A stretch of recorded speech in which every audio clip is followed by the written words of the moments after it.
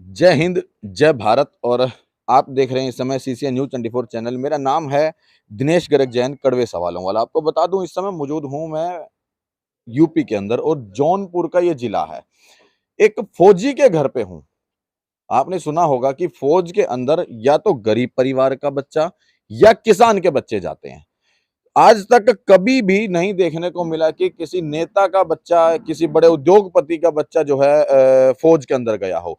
और एक हकीकत आपको दिखाने के लिए यहाँ पर पहुंचा हूं, दिल्ली से पहुंचा हूं सीधा जौनपुर यहाँ पर। क्यों? एक वो हकीकत आपको दिखाएंगे कि क्यों एक जवान या एक गरीब परिवार का बच्चा या एक किसान का बच्चा जब फौज के अंदर जाता है, किस उद्देश्य से जाता है कि मैं देश की सेवा करूंगा, मैं अपने भारत देश की सुरक्षा करूंगा, भारतवासियों की सुरक्षा करूंगा, मैं दुश्मनों से लोहा लूंगा, मैं दुश्मनों को खत्म करूंगा। ना जाने कितने तरह के जो है उसके अंदर एक ख्याल होते हैं। लेकिन ये ख्याल फिर बता दूं, एक किसान के बच्चे में या एक गरीब परिवार के बच्चे में होते हैं देश की भक्ति की भावना। लेकिन कभी हमने किसी बड़े नेता की या किसी बड़े उद्योगपति की इस चीजों को नहीं देखा कि उनके बच्चे फौज में गए हों।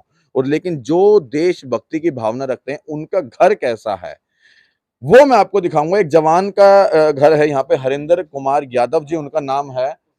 और हरिंदर कुमार यादव जी उनका नाम है। ये हरिंदर कुमार यादव जी हैं, देख लें यहाँ पे, ये हरिंदर कुमार यादव जी हैं जो कि भारतीय सेना के अंदर जवान हैं। और ये उनका घर है, देखें, ये उनका घर है। ये कोई करोड़पति महल नहीं है, यहाँ पर कोई आशियाना नहीं बना हुआ बहुत बड़ा बंगला।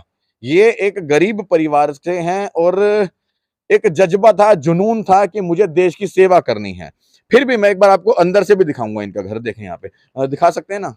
ठीक है ना? देखें यहाँ पर, एक बार सिर्फ ये दिखाने का मकसद है कि आप लोगों को ये पता लगे वाकई जो हमारे देश की सेवा करते हैं, जो सरहद पर गोली खाते हैं, जो गोली मारते हैं, उनका खुद का रहन सहन कैसा है, घर कैसा है। देखें यहाँ पर, देखें यहाँ पर ये घर है, देखें यहाँ पे ये दीवार, अभी तक इसके ऊपर भी ढंग से रंग और पेंट पुताई नहीं हुई है। क्यों? इनको मुझे, क्योंकि एक जवान को समय नहीं मिल पाता कि वो अपने घर पे छुट्टी लेके आ पाए। एक जवान को ये समय नहीं मिल पाता कि उसकी बहन की शादी है तो वो अपनी बहन की शादी में आ जाए। एक जवान को ये समय नहीं मिल पाता कि वो अपने बच्चों से मिल पाए। एक जवान को अपने घर पे आने का समय नहीं मिल पाता, तो इस चीज के ऊपर वो कहां से देखेगा? इसकी रंगाई पुताई हो या ना हो, लेकिन हाँ, हमारा देश सुरक्षित रहना चाहिए, हमारा भारत सुरक्षित रहना चाहिए, हमारे भारतवासी सुरक्षित रहने चाहिए। देखें, ये इस तरह से जो है एक जवान का घर है, आप खुद देख लें। इस हालात में एक जवान अपना जो है गुजर बसर करता है।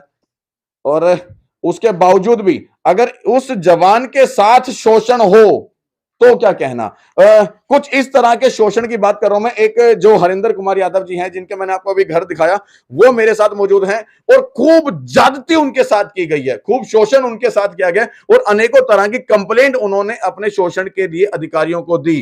लेकिन बड़े दुख के साथ मुझे कहना पड़ रहा है कि अभी तक उनकी समस्याओं के ऊपर किसी ने ध्यान तक भी नहीं दिया है। और जब अपनी समस्याओं को लड़ते लड़ते उन्होंने वहां पर त्याग पत्र दिया कि मैं इस तरह की नौकरी नहीं करूंगा, तो उनको बता दिया कि वो तो भगोड़े हो चुके हैं। लेकिन वो भगोड़े नहीं है, वो आज भी अपने घर पे हैं, उत्तर प्रदेश में है, जौनपुर जिले में है और अपने खुद के निवास स्थान में।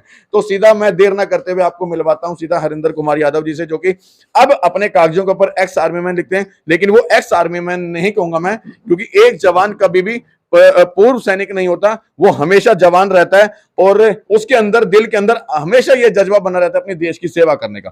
सर, सबसे पहले बहुत बहुत स्वागत है आपका हमारे चैनल में। सर, पहले तो मैं सभी को, आपके सभी तमाम दर्शकों और अपने देशवासियों को जय हिंद और राम राम करता हूँ।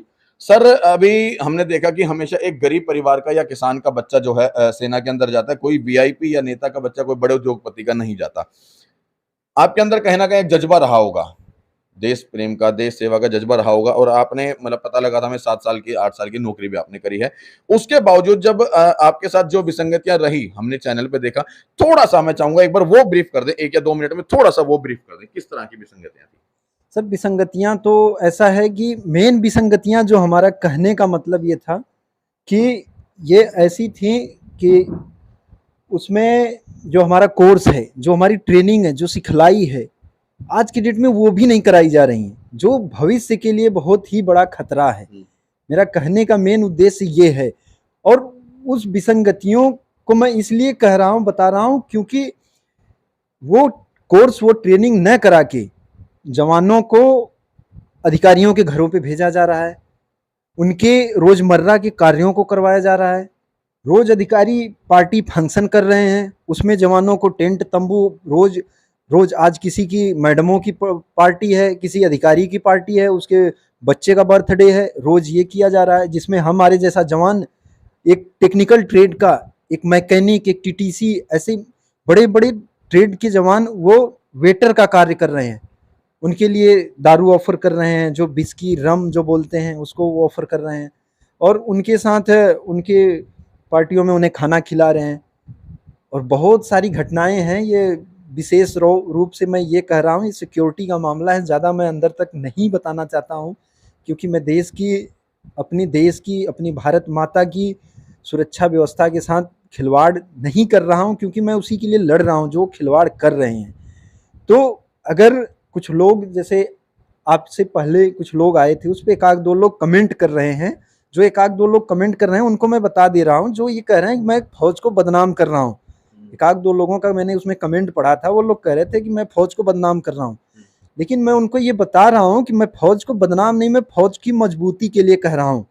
क्योंकि आज वो जो जवान जो ट्रे दिखाएगा, जो झाड़ू पोछा करेगा, जो अधिकारियों के घरों पे कार्य करेगा, और अपना ट्रेनिंग, अपना कोर्स, जो चीज़ें हैं, जो जिसके लिए वो पल रहा है, जिसके लिए गवर्नमेंट पाल रही है, वो वर्क न करके अगर वो चीज़ें करेगा, तो कल जब देश को सुरक्षा के लिए जब ज़रूरत होगी, तो उस दिन वो क्या करेगा?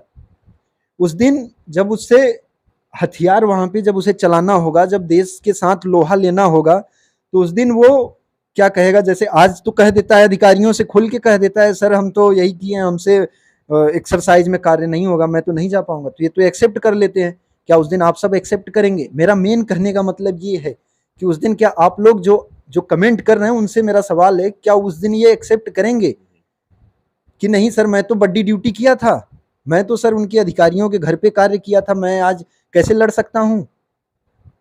तो वो जो आज 40-50% को गुलाम बना के अपने रोजमर्रा के कार्यों में वो जवानों को अधिकारी रख रहे हैं, वो सबसे बहुत विषय, एक चिंता का विषय है, जिसके लिए मैं कह रहा हूँ, मैं भारतीय सेना को बदनाम नहीं, मैं भारतीय सेना को और पटल पर ले जाना चाह रहा हूँ, और मैं एक मैं मैं मैं, मजबूती मैं एक दिलाना चीज चाह रहा आपको हूँ। बता दूं कि बहुत सारे लोग इस समय ये समझ रहे होंगे कि यहाँ पर मैं इनसे देखो, मैं खुल के बताता हूँ, इनके सेना के अंदर एक बड़ी सिस्टम का जो है कुरीति है, या उसको कहूँ सहायक प्रथा भी कह सकते हैं उसको। और सहायक प्रथा के अंदर जवान का सिर्फ शोषण किया जाता है। वो हर तरह से, मानसिक कह लो, शारीरिक कह लो, और बहुत तरह से। मुझे शर्म आ जाएगी अगर मैं खुल करके बताऊंगा तो, और उतना खुल के ये बोलना चाह रहे क्यों, कहीं ना कहीं शर्म की और लज्जा की बात है वो, कि भारतीय सेना के अंदर है लेकिन इस तरह की चीज। दूसरी, कुछ लोग कहेंगे भारतीय सेना को बदनाम कर रहे हैं, पत्रकार भी बदनाम कर रहे हैं और ये भी बदनाम कर रहे हैं, लेकिन हकीकत ये नहीं है। अगर हम इस विषय पर चर्चा कर रहे हैं तो बदनाम हम नहीं कर रहे, बदनाम भारतीय सेना को वो कर रहे हैं, वो अधिकारी कर रहे हैं जो जवान से इस तरह का काम करवा रहे हैं। सच ये है। ये तो सिर्फ उजागर कर रहे हैं, बता रहे हैं, जागरूक कर रहे हैं अपने भारतवासियों को कि हमारे भारत की सेना को कमज़ोर किया जा रहा है, हमारे भारत की सेना को खोखला किया जा रहा है, जवानों का शोषण किया जा रहा है।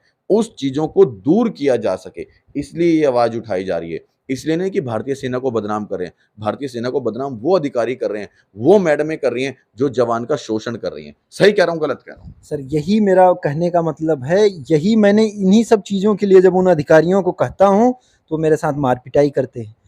जिस मार पिटाई, यहाँ तक कि उन चीज़ों का जब मैं एप्लीकेशन देता हूँ, तो उन चीज़ों को और दबाया जाता है, उन चीज़ों को बार बार दबाया जाता है। और अभी जब ये चीज़ें थोड़ा सा आप लोगों के माध्यम से जो ये चीज़ें चल रही हैं, तो वहाँ से मुझे हमारे ब्रिगेडियर साहब कॉल करते हैं, हमारी सीओ मैडम कोई जासूस जैसा बना के एक बंदे को भेजती हैं घर पे।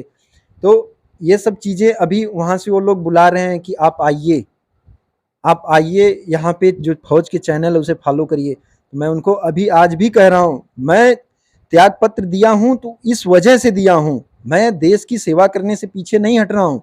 मैंने त्याग पत्र दिया किस वजह से, कि मैं गुलामी नहीं कर सकता, मैं आप लोगों के घरों का कार्य नहीं कर सकता। मैं जिसके लिए आया हूँ, अगर वो कार्य करना पड़ेगा तो मैं दिल खोल के करूँगा। और मैंने 7 साल, जो कह रहे हैं आप, 7 साल मैंने उन विसंगतियों से लड़ते हुए किया। मैंने हर अधिकारियों को जवाब देते हुए किया। मैं बहुत उन अधिकारियों का नाम बता सकता हूँ। मेजर मंजीत सिंह गिल था, मैं 5 ड्यू में जब तवांग में पोस्टिंग था, अरुणाचल प्रदेश में जवानों को मारता था, 2500 जवान को मेरे सामने मारा था। मेरे से भी उसकी बहस हुई थी, मेरे साथ भी गाली गलौज हुई थी, मैंने उसको उसका रिपीट उसका आंसर दिया, लेकिन कभी उसने मेरे ऊपर हाथ नहीं उठा सका था। लेकिन आज जब मेरे ऊपर हाथ उठाया गया तो मैं ये सोचा कि अगर मैं कैसा जवान, मैं उस देश का सेवक हूं, और वही सेवक जब मार खाए तो उसे फिर नौकरी करने का कोई फर्ज नहीं बनता, इसलिए मैंने छोड़ा। अगर उस सच्चाई को जांच कराई जाए और उन दोषियों को, अगर जिन्होंने मेरे ऊपर हाथ उठाया, वो अगर इतना ही ताकत थी तो अकेले अकेले लड़ सकते थे मुझसे, अकेले वो करना चाहिए था। 4-5 लोगों को लेके झुंड में, तो वही चीज़ें कि झुंड में तो कुत्ते भी शेर हुआ करते हैं। मैं तो ये भी कह रहा हूँ कि अगर उन्हें जो करना था, तो एक आप अधिकारी थे, एक आप सर्वोच्च पद पे बैठे थे, आप मेरे साथ डॉक्यूमेंट कार्रवाई करते अगर मैं गलत था तो। आप हाथ क्यों उठा रहे हैं? मैं अगर उन चीज़ों के लिए आप बोल रहा हूँ तो आप आज लोग ये सोच रहे होंगे कि ये मारा गया, ये मैं मारा गया, मुझे भाई मारा तो कोई भी जा सकता है, 4 लोग 6 लोग मिलके उसको पीट सकते हैं भाई, इतना बड़ा कोई एक आदमी कितने लोगों से लड़ सकता है? तो मैं उन किसी को अभी आज शर्म लग रही, कोई मेरा भाई फोन कर रहा है जो, और शर्म किसी लग रही है, जो आपको मैं बोला 5% जो वो हैं, जो वो पकड़ के बैठे हैं, ये हम ही नहीं, ये अधिकारी भी कहते हैं, बोले तुम उसी लायक, तुम उसी में खुश हो।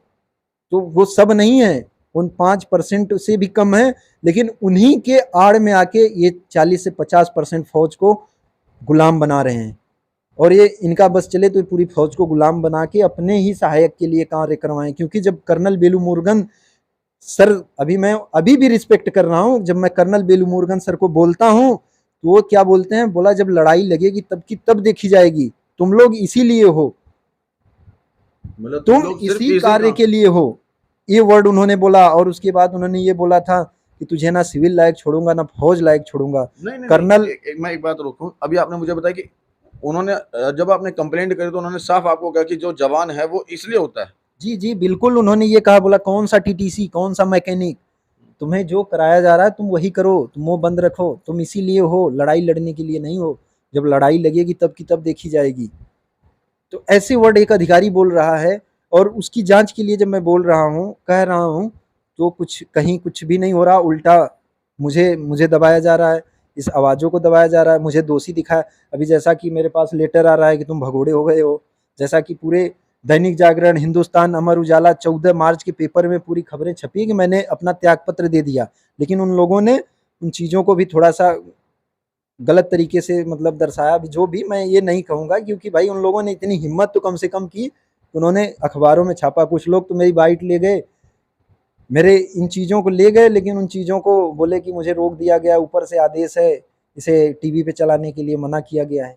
तो हम तो आप लोगों के जैसे पत्रकार भाइयों को तहे दिल से धन्यवाद देते हैं, जो इस दौर में आप लोग हमारी बातों को दिल्ली से आके आज आप जौनपुर में हमारे घर पे आप इन आवाज़ को उठाने का, इन जो ये आवाज़ ही नहीं, इस सुरक्षा व्यवस्था को मजबूत करने की आवाज़ को जो आपने उठाने का एक साहस दिखाया, तो मैं बहुत दिल से धन्यवाद देता हूँ। आप हमारे उन 4-5% जो हमारे जो फौजी अपने आप को समझते हैं, उन भाइयों से कहीं लाख गुना बेहतर हैं, जो कि आप लोग ऐसा कार्य कर रहे हैं कि उस जगह पे न होकर भी इस देश की मतलब सुरक्षा व्यवस्था को मजबूत कर रहे हैं। जो जो दर्शक हमारी इस खबर को देख रहे हैं, जो दर्शक इस समय इस वीडियो को देख रहे हैं, जिन्होंने अभी इनकी बात सुनी है, चाहूंगा यदि वाकई आपको भी भारत देश से प्रेम हो, भारतीय सेना से प्रेम हो, और जब भी आप कभी भारतीय सेना को देखते होंगे तो आपके दिल से एक बात जरूर निकलती होगी, जय हिंद जय भारत। और चाहूंगा यदि वाकई आपको लगा हो कि हमारे भारत देश के जवान के साथ जो शोषण हो रहा है वो वाकई बहुत बहुत बहुत गलत है, तो वीडियो को शेयर इतना करना ताकि ये पूरे देश में आग की तरह फैले और पता लगे भारत देशवासियों को कि एक जवान के साथ किस तरह का शोषण हो रहा है। और साथ में सिर्फ इसलिए नहीं कि एक जवान के साथ शोषण हो रहा है, सिर्फ इसलिए भी कि ये शोषण की प्रथा जो है वो जल्द से जल्द जो है खत्म होनी चाहिए। अदरवाइज हमारे भारत देश की जो सेना है वो दिन प्रतिदिन पल पल खोखली होती जा रही है। जय हिंद जय भारत।